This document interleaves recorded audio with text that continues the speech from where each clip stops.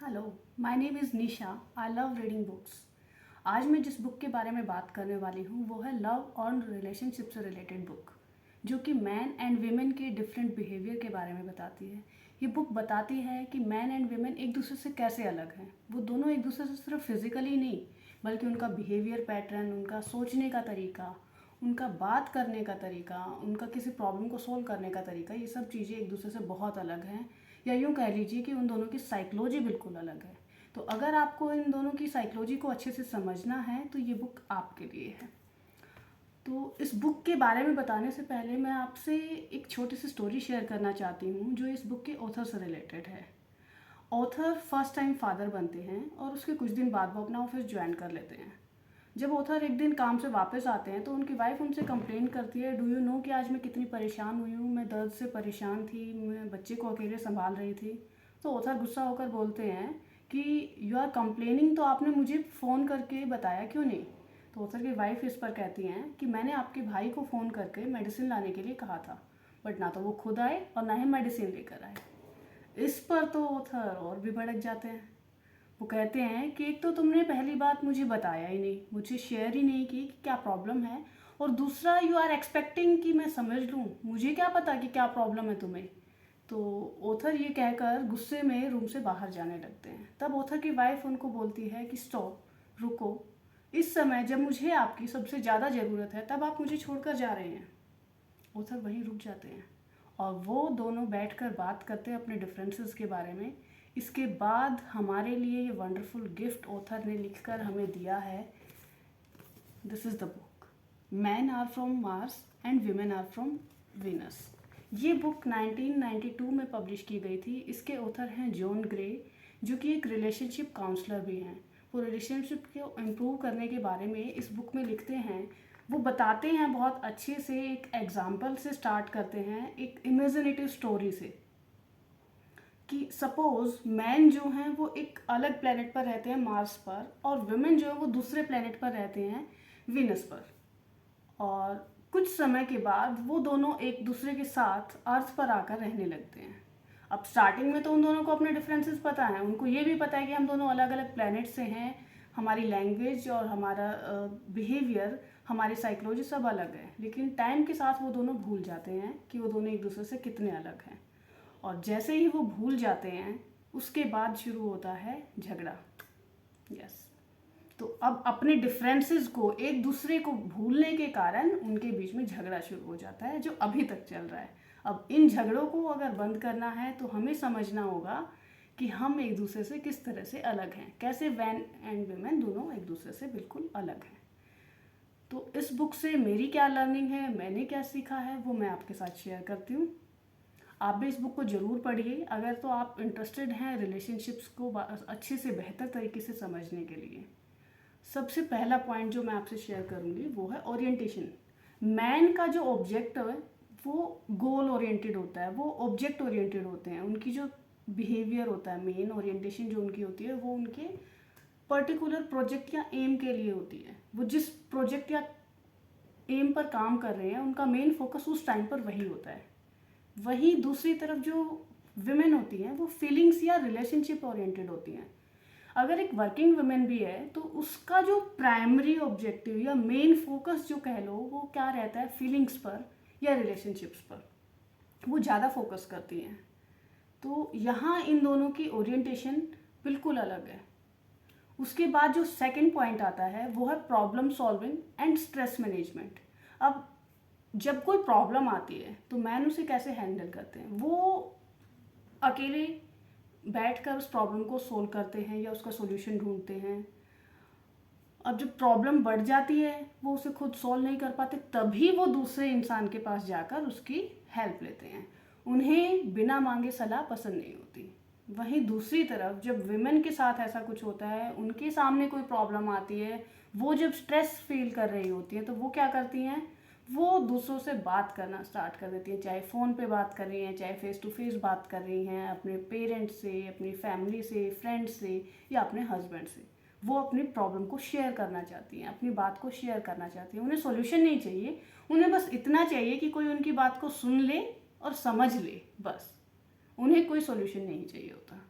यहाँ इन दोनों की साइकोलॉजी बिल्कुल अलग है। मैन को चाहिए मी टाइम, अकेला रहना है, वो चाहता है कि वो अपनी प्रॉब्लम को खुद सोल्व कर ले। अगर दूसरा उसको, अब औरतों को बिना मांगे सलाह देने की आदत होती है, ठीक है, तो दूसरा उनको जब सलाह देता है तो उन्हें लगता है कि वो अपनी प्रॉब्लम को खुद सोल्व करने में कैपेबल नहीं है, और यहाँ प्रॉब्लम स्टार्ट हो जाती है मैन के लिए।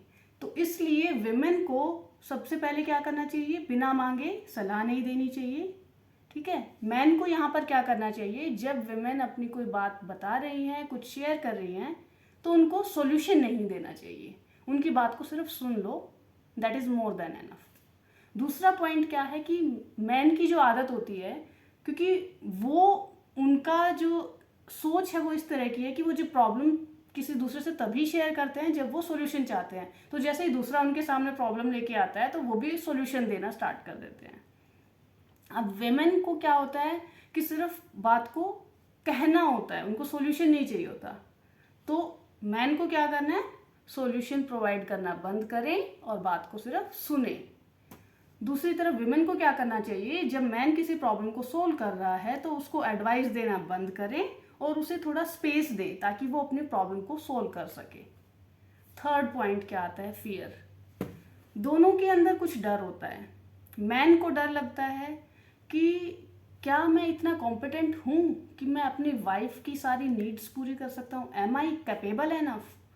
वो कहीं ना कहीं अपने ऊपर डाउट करते हैं। तो उस डाउट वो उनके अंदर ना आए तो विमेन को उसके लिए क्या करना है, उनको ऐसा अपने बिहेवियर से जताना है कि you are competent enough, you are more than enough for मी।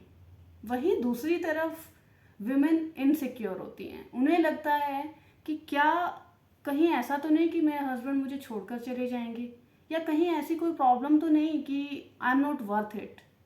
तो यहाँ विमेन को क्या करना है, अपने आप पर भरोसा रखना है, और मैन को क्या करना है, विमेन को बार बार रीअश्योर कराते रहना है, टाइम टू टाइम उन्हें बताते रहना है, जताते रहना है कि I love you and I am here with you, I will be always with you, ठीक है।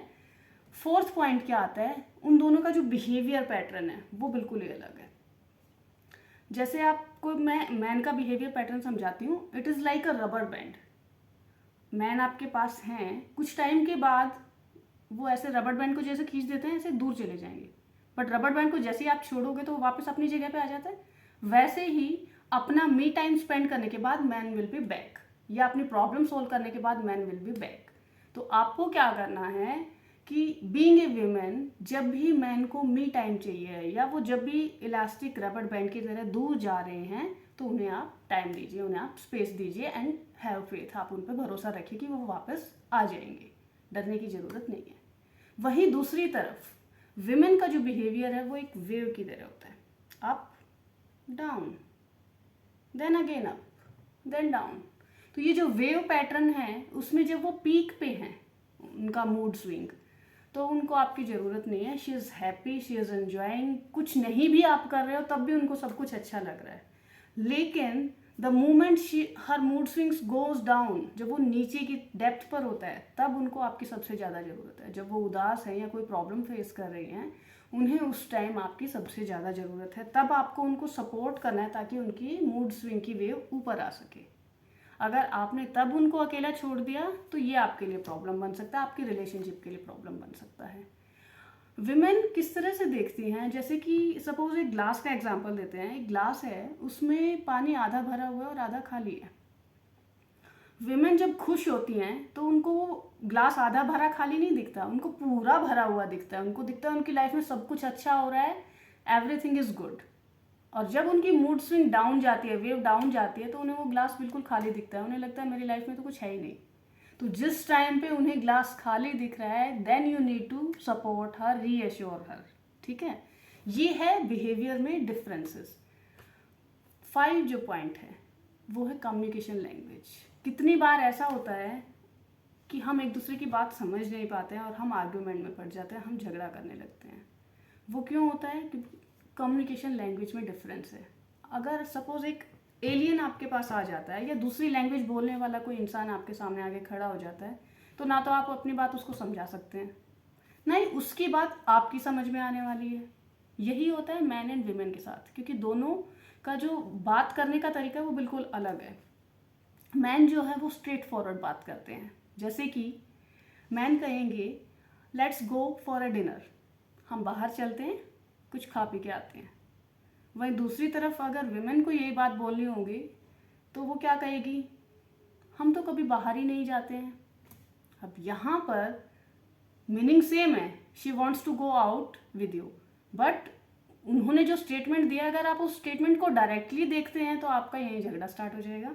लेकिन अगर आप स्टेटमेंट का मीनिंग समझ लेते हैं तो आपको पता है, you will say it's okay, हम नहीं जाते हैं तो चलो अभी चलते हैं, and you are spending happy moments together. तो इस तरह से आपको एक दूसरे की लैंग्वेज को समझना है। विमेन जो बात करती है वो बात को थोड़ा सा घुमा फिरा के करती है, मैन जो है वो स्ट्रेट फॉरवर्ड करते हैं बातें। तो इस बुक में बहुत सारे एग्जाम्पल्स दिए हुए हैं कि विमेन क्या कह रही है और मैन को उसका क्या मीनिंग समझना है, जिससे आपको हेल्प मिलेगी एक दूसरे की लैंग्वेज को समझने में। 6th पॉइंट जो है वो बहुत इंपॉर्टेंट पॉइंट है। ये क्या कहता है कि स्कोरिंग कैसे होती है। स्कोरिंग मीन्स कि वो दोनों एक दूसरे को कैसे अज्यूम करते हैं कि मुझे प्यार मिल रहा है, मुझे इतना प्यार मिल रहा है जितना मुझे चाहिए, वो कैसे स्कोर करते हैं। अब मैन ने एक बड़ा सा अगर काम कर दिया ना तो he will give more score to that thing, यानी कि उनके लिए, अब सपोज एक विमेन ने अपने हस्बैंड को एनिवर्सरी पे या बर्थडे पे कोई गिफ्ट दे दिया अच्छा सा, तो मैन इतने खुश हो जाएंगे, उसको इतनी सेटिस्फेक्शन मिलेगी ना कि वो उसको साल भर पूछने वाले नहीं हैं कि क्या तुम मेरे लिए कर रही हो, वो बहुत खुश हो जाते हैं। या दूसरी तरफ आप अगर विमेन को देखते हो तो वो हर एक्टिविटी के लिए एक ही पॉइंट देती हैं, चाहे आपने कितना भी बड़ा काम किया उनके लिए, एक बिल्कुल छोटा सा काम किया है। जैसे अगर आप ऑफिस जाके 2 बार उनसे फ़ोन करके पूछ लोगे हाउ आर यू, तो वो खुश हो जाती हैं। आप घर आते हो, आप उन्हें अटेंशन देते हो, उनसे बात करते हो, कहीं बाहर जा रहे हैं आप उनसे फ़ोन करके पूछ लेते हैं कि मैं वहाँ जा रहा हूँ, आपके लिए क्या लेकर आऊँ। उन्हें चाहिए, कुछ नहीं चाहिए होता, बट आपने पूछ लिया, वहीं उन्होंने आपको स्कोर दे दिया, वहीं उन्होंने आपको एक पॉइंट दे दिया। वहीं आप उनके लिए कोई बड़ा सा एक्टिविटी भी कर देंगे तो भी वो आपको एक ही पॉइंट देने वाली है। तो इट्स सो सिंपल, विमेन को बड़ी चीज़ें नहीं चाहिए होती, छोटी छोटी चीज़ों में वो अपनी खुशियाँ ढूंढती हैं। वहीं मैन जो हैं वो, जैसा कि फर्स्ट पॉइंट में बताया था, गोल ओरिएंटेड होते हैं, तो वो बड़ी चीज़ को बड़ा स्कोर देते हैं, ज़्यादा स्कोर देते हैं। कोई बड़ा ऑब्जेक्ट अगर अकम्प्लिश होता है तो वो सोचते हैं कि दिस इज़ समथिंग बिग, और मैंने बहुत बड़ा कुछ काम किया, वो खुश होते हैं। तो इस तरह से बहुत सारे बिहेवियर पैटर्न हैं जो मैन एंड वुमेन के अलग हैं। उनकी सोचने की, समझने की, बात करने के तरीके में बहुत सारे डिफरेंसेस हैं। साइकोलॉजी बिल्कुल अलग है, और उस साइकोलॉजी को बहुत सिंपल एग्जांपल्स के थ्रू इस बुक में दिया गया है। अगर तो आप सिंगल हैं तो आप तो भैया पहले ही इस बुक को पढ़ लो, ताकि आपकी जो रिलेशनशिप है वो अच्छी रहे, आप दोनों के बीच में झगड़े ना हों। और अगर आप रिलेशनशिप में हैं, आप मैरिड हैं, तब तो ये बुक आपके लिए मस्ट रीड है। वो आप जानते हैं क्यों, ठीक है। अदर देन कपल्स, इस बुक को पढ़ के आप साइकोलॉजी को इतने अच्छे से समझ जाते हैं कि आप सबके साथ अच्छी रिलेशनशिप मेंटेन कर सकते हैं, चाहे वो आपके ऑफिस में है, घर पर है, फैमिली मेम्बर्स के साथ है, भाई बहन की रिलेशनशिप है, या पेरेंट्स के साथ है, या बच्चों के साथ है। क्योंकि आप जो बेसिक उनका साइकोलॉजी है उसको समझ चुके हैं, उनकी नीड्स को समझ चुके हैं, उनके डिज़ायर्स को समझ चुके हैं, what they want, what they expect, वो सब आपको इस बुक को पढ़ के समझ में आ जाएगा। So give it a try and thanks, bye bye.